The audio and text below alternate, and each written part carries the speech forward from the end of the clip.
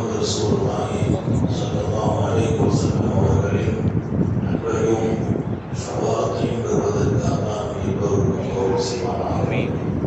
வல்ல ரஹ்மான் நமக்கும் நம்முடைய பெற்றோர் மனைவி மக்கள் குடும்பத்தார் யாவருக்கும் உயிர் உள்ளவர்களிலும் உடல் சுகத்தை நசீபாக்கிடுவானாக. மருத்துவமனை கஷ்டம், அதன் சிரமம், செலவுகளிலிருந்து நிரந்தரமான பாதுகாப்பை நான் எல்லோருக்கும் கொடுத்தார்கள்.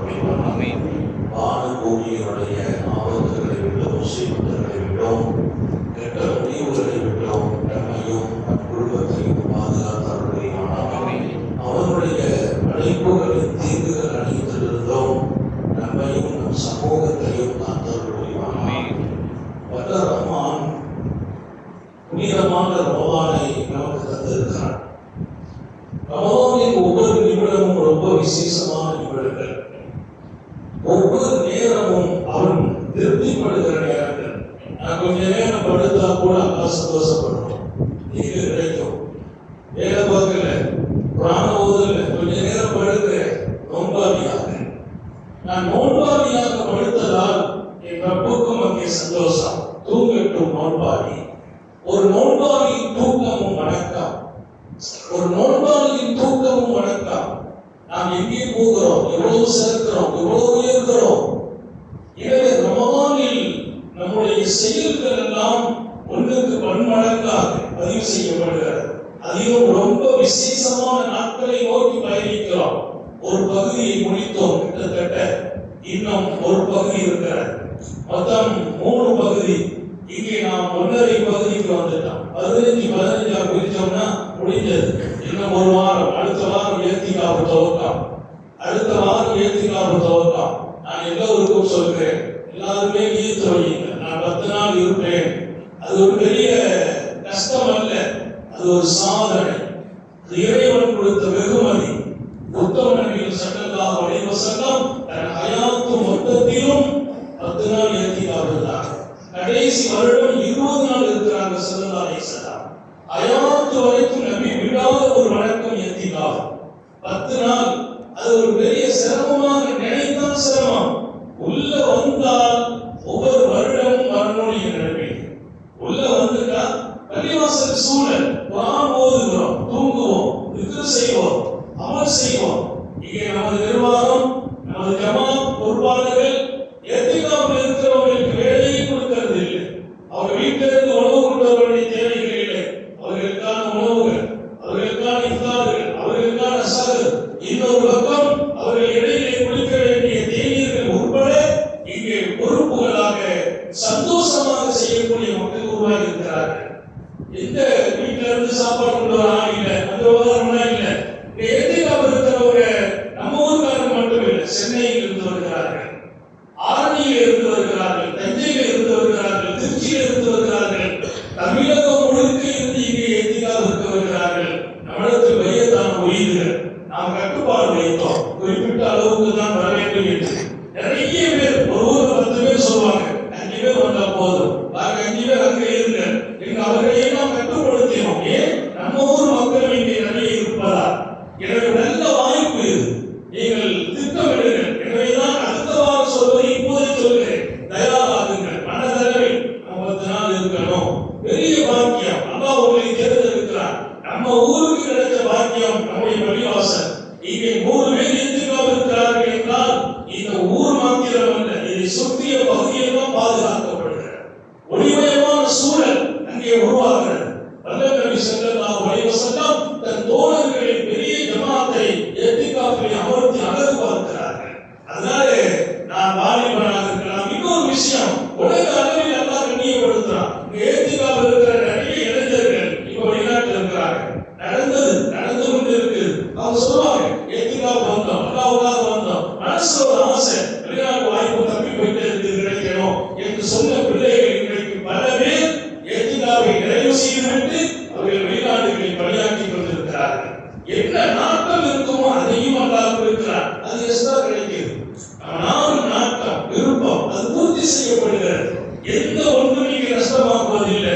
ஒவ்வொரு ஏத்திகாப்புக்கு பின்னாலும் நான் என் வாழ்க்கையில் மிக மகிழ்ச்சியான காலங்களை சந்தித்திருக்கிறேன்.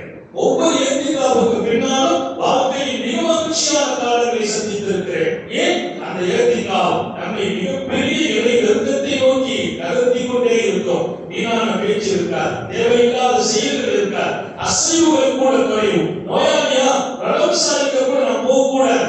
வெளியே போய் நோயாளி ரத்தம் விசாரிக்க போக கூடாது. பள்ளிவாசல்ல ஜனாசா வருது, வெளியூர்ல போகிறது இல்லை, உறவுல பிரச்சனை போறது இல்லை, எல்லாமே அல்லாஹ்வுக்கு ஒப்படைத்து விட்டு நான் தங்கும் இடமாக மஸ்ஜிதை மாற்றுகிற அந்த வாய்ப்பு எப்போது கிடைக்கும்? ரமலானின் இறுதி பத்தை விட்டார். எனவே எல்லாரும் நியத்து வையுங்கள், நான் 10 நாள் இருக்கிறேன் என்று. உங்களுக்கான ஏற்பாடுகளை செய்வதில் நாங்கள் தயார். ஏன்? நீங்கள் அல்லாஹ்வோடு வர வேண்டும். ஒரு மனிதன் தன் கோரிக்கையை கொண்டு அல்லாஹ் தரப்பே நீ நிறைவேற்றணும். அதுவரை நான் பள்ளிவாசல் இருக்கிறேன் என்பதை போல ஒரு போராட்டம் இருக்கிறார்கள் சாலிஹீன்கள். எனக்கு பிரச்சனை இருக்கிறப்பே அதை நிறைவேற்றணும், அதுவரை நான் பள்ளிவாசல் இருப்பேன் அப்படின்னு அல்லாஹ் போய் உட்காரும் போது அல்லாஹ் கைவிட போகிறான். பிரச்சனைகளையும் லேசாக்குவான், கோரிக்கையும் நிறைவேற்றுவான். இதற்கு மேலால் உன்னை பரிசுத்தமாக்கி வெளியே அனுப்புகிறான். அதனால ஒரு நாள் 2 நாள் இருக்கிறவங்க குறையுங்கள், 10 நாள் இருக்க முன்வாருங்கள். அது அழகிய சொன்ன நபியினுடைய மிகப்பெரிய வாழ்க்கை. அல்லாஹ் எல்லாருக்கும் தௌபீக் செய்வானாக. இந்த மத்தி 10 மன்னிக்கப்படுகிற நாட்கள், பாவங்களை மன்னிப்பதற்கு அல்லாஹ் காத்திருக்கிறான். நபிமார்கள் எல்லாரும் கேட்ட ஒரு துஆ இருக்கு. நபிமார்கள் எல்லாருமே கேட்கிறாங்க, ரப்பியத்துல்லாஹி அல்லாஹ் எங்களை மன்னிப்பாயாக. நீங்க ஞாபகம் வச்சு பாருங்க, கொஞ்சம் சிந்தித்து பாருங்கள். என்ன பாவம் நபிமார்கள் செய்திருக்கிறார்கள்? பாவம் செய்யாத நபிமார்கள் அல்லாஹ் கேட்கிற துஆ, ரப்பனா உஃபிர்லி வ லிவாலிதைய. இப்ராஹிம் கலீலுல்லாஹ் கேட்கிறார்கள், அல்லாஹ் என்னை மன்னிப்பாயாக, என் தாய் தந்தையர்களை மன்னிப்பாயாக. ரப்பனா உஃபிர்லி வ லிவாலிதைய வல் முஸ்லிமீன், முஸ்லிம்களை மன்னிப்பாயாக. கலீலுல்லாஹ் இப்ராஹிம் அலைஹிஸ்ஸலாம் கேட்டார், என்னை மன்னிக்க வேண்டும், என் பெற்றோர்களை முஸ்லிம்களை மன்னிப்பாயாக என்று இப்ராஹிம் அலைஹிஸ்ஸலாம் துஆ கேட்கிறார். மன்னிப்பை ரசூல் ஸல்லல்லாஹு அலைஹி வஸல்லம் அல்லாஹ்வை அடிக்கடி கேட்பார்கள், ரப்பனா ரப்பில் உஃபிர்லி வர்ஹம்னி, அல்லாஹ் என்னை மன்னிப்பாயாக, என் மீது இரக்கம் காட்டுவாயாக. யார்?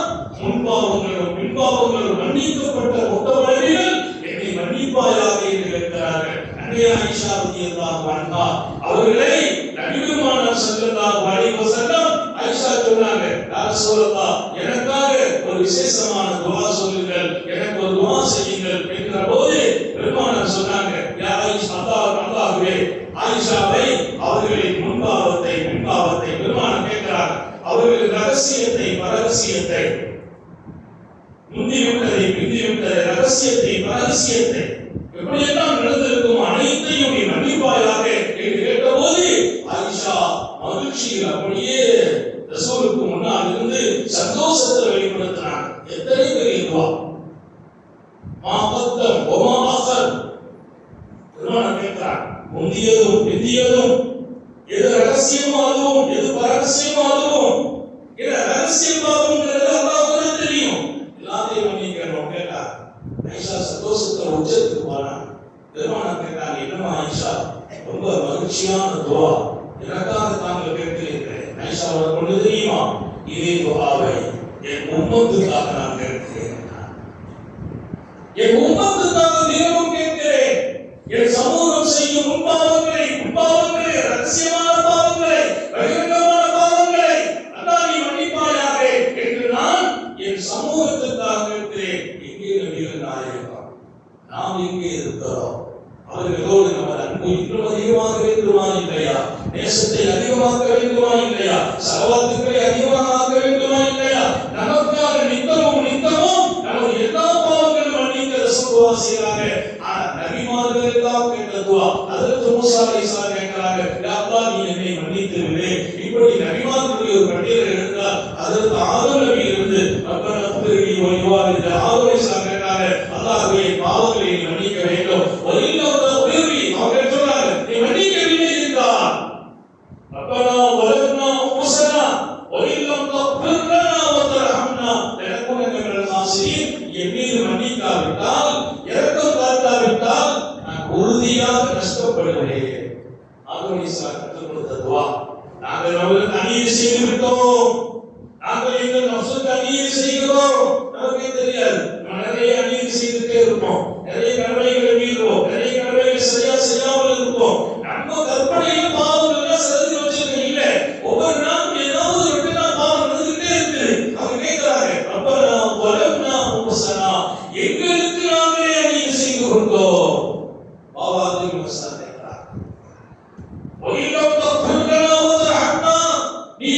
மன்னிக்காவிட்டால், எங்கள் மீது இரக்கம் காட்டாவிட்டால்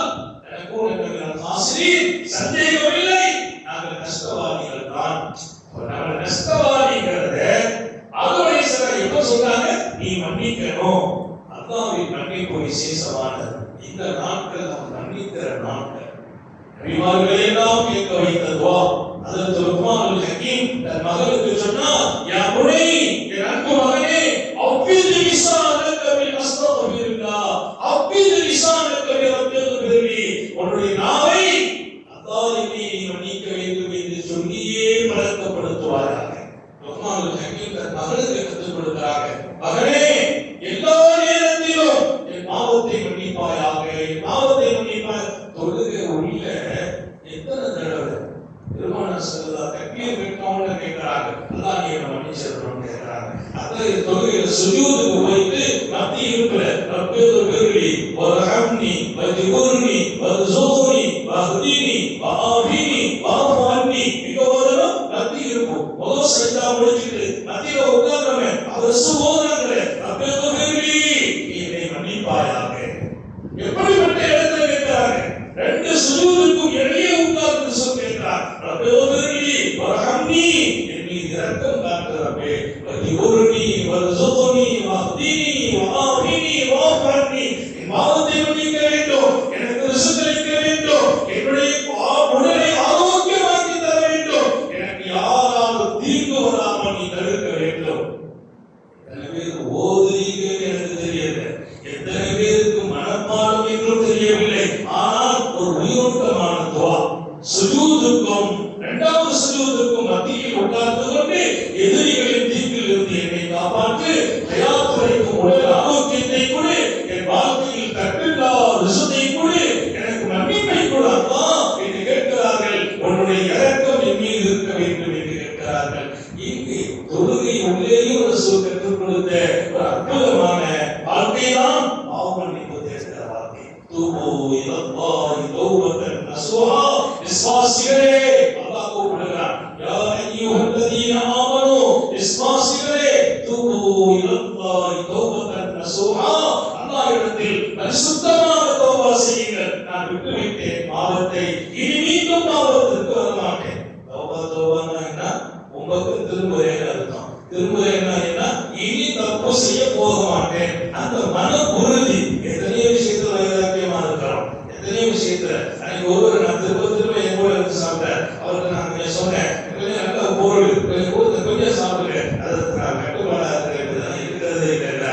கடைசி வரைக்கும் இருக்கவே இல்லை அவர். ஏன்? அது ஒரு உறுதி இருக்கிறார். இதனால நம்ம உடலுக்கு ஆபத்து, ஆரோக்கியம் குறையும், அது ரொம்ப ஸ்ட்ராங்கா இருக்கிறார். நான் கேட்கிறேன், ஒரு உடல் ஆரோக்கியத்தை பெற வேண்டிய கடமை இருக்கிறது, அது ஸ்ட்ராங்கா இருக்கிறீர்கள், வரவேற்கிறேன். நான் தவறு செய்ய மாட்டேன் என்று ஏன் ஸ்ட்ராங்கா இருக்க முடியவில்லை? என்னால் இது தவறு செய்வதற்கு இடமே இல்லை. நான் தவறு செய்வதை அனுமதிக்க மாட்டேன், தவறை நோக்கி போக மாட்டேன், பாவத்தை நோக்கி போக மாட்டேன், ஹராமை நோக்கி போக மாட்டேன். ஏன் உறுதி இருக்க முடியவில்லை? இந்த 10 நாட்களும் உறுதி போட வேண்டிய நாட்கள், முடிவெடுக்க வேண்டிய நாட்கள். இனி என் லைஃபில் தவறு நடக்காது. அல்லாஹ் எல்லாருக்கும் தௌபா செய்வான். என்றைக்கு மாறுவது? அடுத்த ரமதான் நம்முடைய முடிவில் இல்லை, நம்முடைய முடிவில் இல்லை. நாம் எப்போதும் கேட்பது, ஒவ்வொரு ரமதானிலும் அடுத்த ரமதானை அடைய செய்வாயாக. இப்பவும் கேட்கிறோம், அல்லாஹ் தௌபா செய்வான். அப்படி கேட்டு கேட்டு தான் அடைஞ்சிக்கிட்டே இருக்கிறோம். என் நண்பர்கள் பல பேர் இல்லை, என்னோடு பயணித்த பல பேர் இப்போது இல்லை. கடந்த ஆண்டு என்னோடு இதே துஆவில் பங்கெடுத்த நண்பர், வெளியூரை சார்ந்தவர், இப்போது அவர் இல்லை. நான் நினைத்து பார்க்கிறேன், அவன் வாய்ப்பை தருகிறான் நமக்கு மீண்டும் ஒரு ரமதானை. நான் தயாராக வேண்டாமா? திட்டமிட வேண்டாமா? நான் உங்களுக்காக உறுதியிட்டு சொல்கிறேன், நிறைய வாழ்க்கையில் இன்னென்ன செய்யக்கூடாது என்று நான் வகுத்து வாழ்ந்து கொண்டேன், வகுத்தேன். அடுத்த வருஷம் இது இருக்கிறோம், அடுத்த வருஷம் ஒவ்வொரு வருஷம் ஒவ்வொரு 5 வருஷம் முடிவு இருப்பேன். இனி இந்த வாழ்க்கை இருக்கக்கூடாது, இனி இந்த இடத்துல நாம் இருக்கக்கூடாது, இனி இந்த காரியத்தில் ஈடுபடக்கூடாது. இப்படி ஒவ்வொன்றையும் நான் எடுக்காமல் யார் இருப்பது? எனக்கு நானே கட்டுப்பாடை போடாமல் யார் போடுவது? எல்லாரும் நம்மை பெரியாராக நினைக்கிறார். அல்லாஹ்வின் பார்வையில் நான் பெரியாராக மாற வேண்டும். அதற்கான வாழ்க்கை என்பது எனக்கு நான் ஒரு அடங்கிய கட்டுப்பாட்டை உண்டாக்க வேண்டும். குறிப்பாக பாவங்களில் இருந்து நீங்கள் மீட்சி பெறுவீர்களா? அல்லாஹ்வின் நேசம் நசீபா. பாவத்தை விட்டு மீற, அதுதான் பெரிய பிரச்சனை. நன்மை செய்யறவர்கள் நிறைய இருக்கிறாங்க. பாவத்தை விடுவது அவங்களாலும் முடியவில்லை. நன்மை செய்யறவங்க இருக்கிறாங்க, அவர்களாலும் பாவத்தை விட்டு வெளியே வர முடியவில்லை. நான் சொல்வேன், நன்மை செய்வதை விடவும் ஒரு பெரிய விஷயம் பாவத்தை விடுறது. அதை விட்டுட்டா பெரிய வாக்கியம். அதனாலதான் சட்டம் நோயாளிகளை சென்று நலம் விசாரிக்கிற போது உங்களுக்காக அவர்களை துஆ செய்ய சொல்லுங்கள். அவர் நோயாளி, அவர் சோமில்லை, அவரை போய் நம்ம பார்த்தோம்னா அவர் சொல்வார் அதில் துஆ செய்யுங்க. அதுக்கு ஒரு பயம் இருக்கும், நம்ம எழுந்திருப்போமா போயிடுவோமா. என் பெருமான் ஸல்லல்லாஹு அலைஹி வஸல்லம் அந்த நோயாளியை நீங்கள் சொல்லுங்கள் உங்களுக்கு துஆ செய்யுங்க. நோயாளியா நான் பார்த்தா யார் துஆ செய்யுங்க. என்ன ஹஜ்ரத், யாருக்கு துஆ செய்வது? ஒரு வெளியவங்க சந்திச்சு உங்க சோமில்லை ஓதிட்டு துஆ செய்யுங்க அவர் கேட்ட வார்த்தை அதில் யாருக்கு துஆ செய்வதுங்க? யாருக்கு துஆ செய்வது? என்ன சொல்றாரு, நீங்க ஆலிம் சார், நான் நோயாளி, நான் சொன்னேன் இல்ல நீ கேட்டது கரெக்ட், இப்ப நீங்க தான் எனக்கு துஆ செய்யுங்க என்று சொன்னாங்க. ஏன்? அவர் நோய்வாய்ப்பட்டதால் பாவங்கள் மன்னிக்கப்பட்டதா? முகமது ரசூலுல்லாஹ் அவர் நோய்வாய்ப்பட்டதால் பாவங்கள் மன்னிக்கப்பட்டார். ஒருத்தருக்கு ஹார்ட்ல பிரச்சனை வருது, ஒரு சுகத்தை படுத்துட்டாரு, ஒருத்தருக்கு கால் எடுத்துட்டாங்க, நடக்க முடியல, அது கொஞ்சம் காய்ச்சல், கொஞ்சம் தலைவலி, கொஞ்சம் வயிற்று வலி, அவர் சோகமாக இருக்கிறார். இப்போது அந்த நோய் காரணமாக அவர் பாவங்கள் மன்னிக்கப்படும். பாவம் மன்னிக்கப்படுகிறதா? அவர் கேட்டால் கபூலாகும். ஒரு துவா பவர்ஃபுல்லா இருக்கிறதுக்கு மன்னிக்கப்பட்டவங்க கேட்கணும்ன்றாங்க சல்லல்லாஹு அலைஹி வஸல்லம். மன்னிக்கப்பட்டவர்களாக இன்றைக்கு வாழ்பவர்கள் நோயாளிகள் என்றார்கள் சல்லல்லாஹு அலைஹி வஸல்லம். நோயாளிகள் நோயை கொடுக்கிறது ஒன்றும் கஷ்டமா இருக்கலாம், அதை கொடுத்து அவன் கொடுத்த வெகுமதி என்ன தெரியுமா? இன்னைக்கு மன்னிக்கப்படுகிறார், இனி உனக்கு கபூர்ல வேதனை இல்லை, இனி மறுமையில வேதனை இல்லை, மனுஷத்துல வேதனை இல்லை, இனி நீ மன்னிக்கப்பட்டிருக்கிற, நீ கையேந்து நான் கொடுக்கிறேன். ஒரு மாசம் வீட்டுல படுத்து பார்த்தா தெரியும் அந்த படுக்கைக்கு வேதனை. ஆனா அந்த வேதனைக்கு பகவான் அல்லா கொடுக்கிற கூலி சாதாரணமானதல்ல. எங்க தகப்பனா கொஞ்சம் சோகம் இல்லாம இருக்காங்க, அவங்க வீட்டடக்கமா இருந்தாங்க, வெளியில போய் பழகிறவங்க. நான் சொன்ன ஒரே உபதேசமும் ஒரே சுபச்செய்தி ஒன்றுதான், கவலையே படாதீங்க, நீங்கள் அன்பு படுத்தவராக மரணிக்கிறீர்கள். அன்பு படுத்தவராக ஏன் படுக்கையில் இருந்துட்டாங்களா அவங்க பாவம் மன்னிக்கப்படுவார்கள். நம்ம பார்வையில யாராவது படுக்கையில விழுந்துட்டா ஏன் இவ்வளவு கஷ்டப்படுறாங்க, அவங்க என்ன பண்ணாங்க அப்படின்னு நம்ம வித்தியாசமா யோசிக்கிறோம். பெருமானார் சொன்னாங்க, அவங்க படுக்கையில போடுற நோக்கம் அல்லாஹ் தஆலா அவங்களை அந்தஸ்தை உயர்த்துவதற்கு, மறுமையை விசேஷமாக்குவதற்கு. இவங்களை கொண்டு போய் மறுமையில் தண்டிக்க கூடாது. இவங்க எல்லாம் உலகத்தில் கண்டன காரியங்கள் செய்திருக்கிறாங்க, சில தவறுகள் செய்திருப்பாங்க. இவங்க மறுமையில உயர்ந்த இடத்துல வைக்கணும். துன்யா அவங்களுக்கு கஷ்டப்படுத்தி மோதாங்க. கஷ்டத்துக்கு பின்னாலே நடக்கிற மரணம் ஒன்றும் இழிவான மரணம் அல்ல. படுக்கையில் இருந்து மரணிப்பவர் ஒன்றும் கேவலமானவர் அல்ல. தெளிவாக சொன்னால் அவர் மன்னிக்கப்பட்டவராக மரணிக்கிறார். அவர்கள் போய் உங்களுக்காக துஆ செய்ய சொல்லுங்கள் என்று சொன்னவர்கள் நபிகள் நாயகம் ஸல்லல்லாஹு அலைஹி வஸல்லம். எனவே பாவ மன்னிப்பு என்பது அல்லாஹ் இடத்தில் கேட்கிற இடத்துல நம்ம இருக்கிறோம். இப்போ அவர் மன்னிக்கிற இடத்துல இருக்கிறோம். இந்த 10 நாள் ஒரு விசேஷம். நீ மன்னிப்பு கேட்கிற, மன்னிப்பு கொடுக்கிறான், டெய்லி மன்னிக்கிறான், இரவு மன்னிக்கிறான், பகல் மன்னிக்கிறான். இந்த நாட்கள் அல்லாஹ் மஃபுர்லனா துனூபனா யா கஃபார், எங்கள் பாவங்களை எல்லாம் மன்னிப்பவனே மன்னித்து விடு என்று கேட்கிறோம். அந்த ஒரு பெரிய வார்த்தை. அதனால யாரும் மன்னிப்பு கேட்கறதுக்கு மிஸ் பண்ணிடாதீங்க. நம்ம என்ன பாவம் இருக்குது, நம்ம என்ன செய்யறது, நிறைய பேருக்கு அப்படி ஒரு உணர்வு. நம்ம என்ன தப்புடைய அப்படிலாம் இல்லை. பாவ மன்னிப்பு கேட்கறதுங்கிறது பாவியில் கேட்பதல்ல என்பதால் தான் நான் நிகழ்ச்சியை பயானை துவக்கினேன். நபிமார்கள் எல்லோரும் பாவ மன்னிப்பு கேட்டார்கள். அது பாவிகள் கேட்பதல்ல, இது எல்லாரும் கேட்பது. மன்னிப்பு யாருக்கு? பாவம் செய்தவர்களுக்கு மன்னிப்பு கிடைக்கிறது, பாவம் செய்யாதவர்கள் அந்தஸ்து வைக்கப்படுகிறது. இதற்கெல்லாம் மேலால் பாவ மன்னிப்பு நீ கேட்டால் ஒரு ரிஸ்க் விசாலமாக்கப்படும் என்றான் அல்லாஹ் திருக்குறானில். அல்லாஹ் என்ன மன்னிச்சிருக்கு சொன்னா அதுக்கு பகரமா அவனுக்கு ரிஸ்க் கொடுப்பான். யாருக்கு குழந்தைகள் இல்லையோ, குழந்தை தாமதமாகுதோ, பிள்ளை பிறகு லேட் ஆகுது, குழந்தை கல்யாணம் ஆகி வருஷமாச்சு, அஸ்தக்ஃபிருல்லாஹ் அஸ்தக்ஃபிருல்லாஹ் அஸ்தக்ஃபிருல்லாஹ் சொல்லிட்டே இருக்கணும். அல்ஹம்துலில்லாஹ் சீக்கிரமாக கருவறைக்கும் என்றார். பாவத்தை மன்னிச்சு, என் பாவத்தை மன்னிச்சுன்னு சொன்னா குழந்தை நசீபாகும். வறுமை கோட்டில் இருக்கிறீர்களா, அஸ்தக்ஃபிருல்லாஹ் என் பாவத்தை மன்னித்து விடு என்று சொல்லுங்கள். உங்கள் வறுமை நீங்கும்.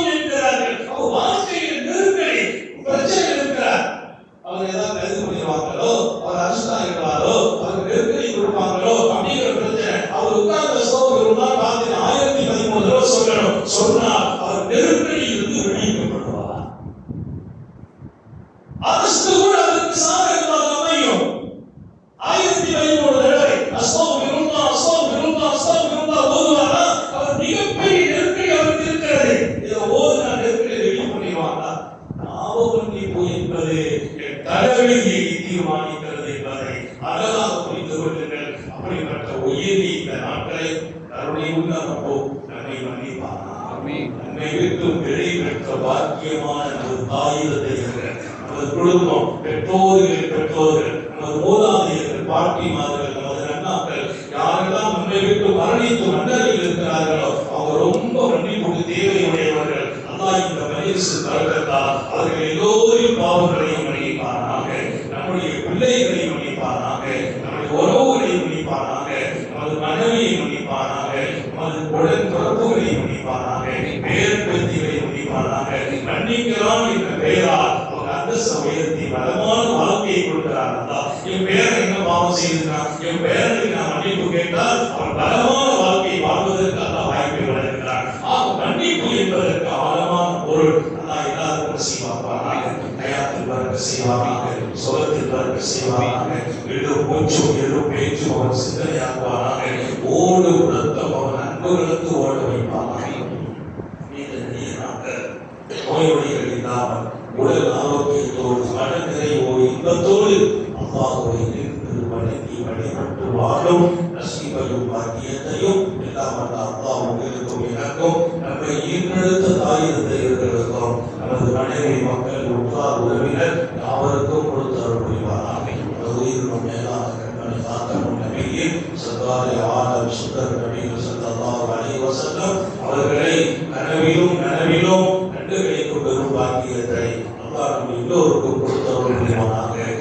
நல்ல துஆக்களோடு உங்கள் எல்லோருடைய துஆவை ஆதரவைத்து வார்த்தைகளை நிறைவுறுத்துகிறேன். வாஹிரு தஅவானா அல்ஹம்துலில்லாஹி